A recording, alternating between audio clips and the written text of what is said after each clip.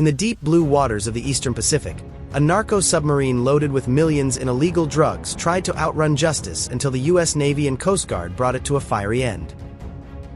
The operation began when U.S. maritime patrol aircraft identified a low-profile vessel commonly used by drug cartels to smuggle cocaine. The sub had minimal radar signature and was skimming just below the surface.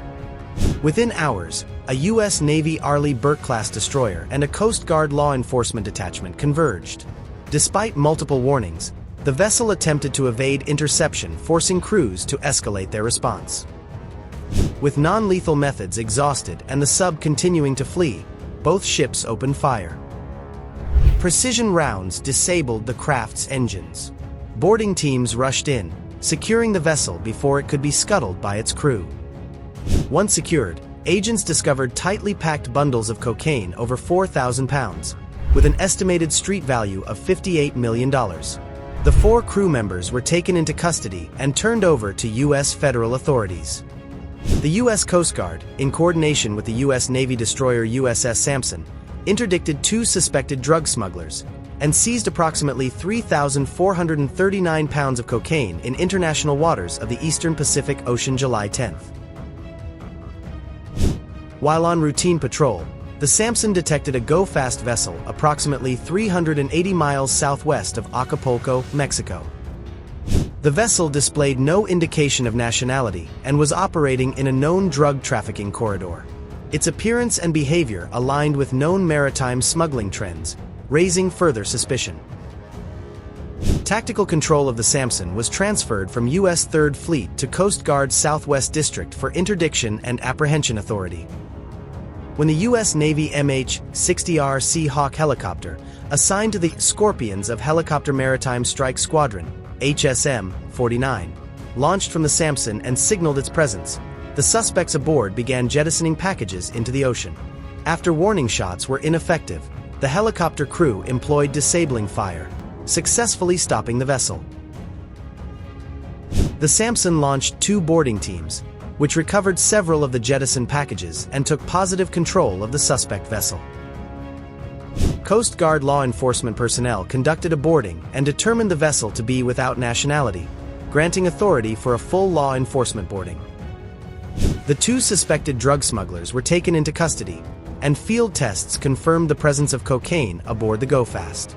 Due to the vessel's lack of tow points, absence of navigation lights, and poor seaworthiness, the Coast Guard deemed it a hazard to navigation and authorized the sinking of the vessel. Tactical control of the USS Sampson has since been returned to U.S. 3rd Fleet for continued operations.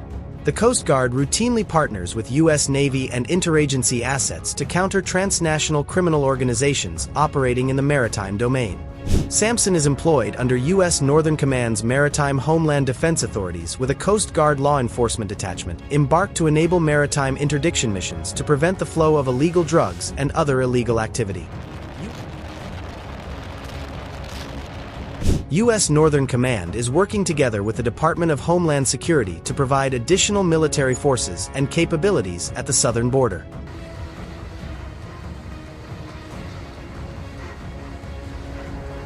The Go-Fast boat continued to try to evade the Seahawk, despite warning shots.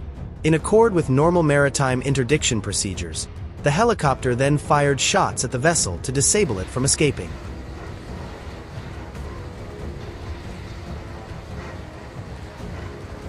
Two law enforcement detachments were then launched from the destroyer. They managed to collect some of the packages adrift in the ocean and board the Go-Fast boat. Since the vessel was sailing without nationality, the Coast Guard granted a full law enforcement boarding, and field tests were done on the boat that confirmed that the packages were stuffed with cocaine.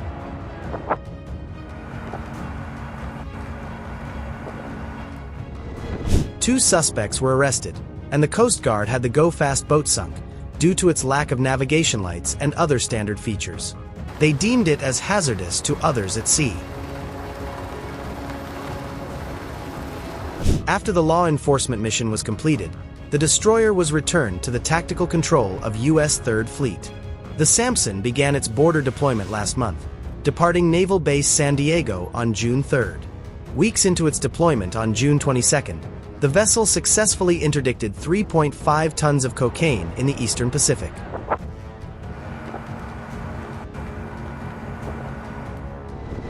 These stealthy vessels, often built in hidden jungle shipyards, can travel thousands of miles undetected.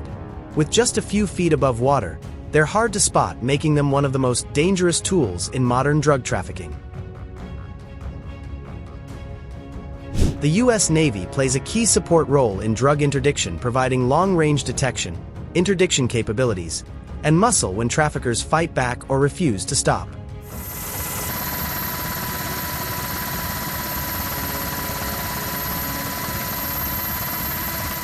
Coast Guard law enforcement detachments are deployed aboard Navy ships to board, inspect, and arrest suspects. Their role is critical in bringing legal enforcement directly to international waters. Cartels now use GPS, satellite relays, and custom-engineered boats to avoid capture.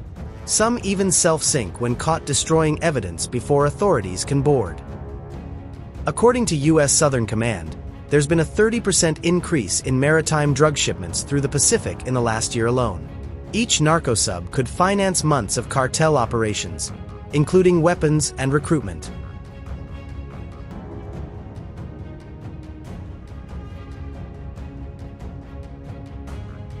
This operation is part of a broader U.S. strategy combining naval power, intelligence, and law enforcement to fight a transnational war that rarely makes headlines, but carries global consequences.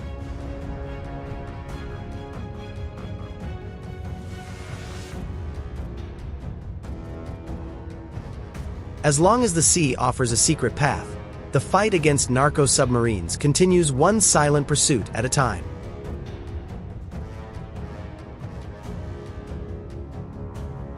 Do you think the U.S. should expand its naval interdiction efforts? Are drug subs a growing national security threat? Let us know in the comments below. Subscribe for more frontline military stories and real-world defense intelligence.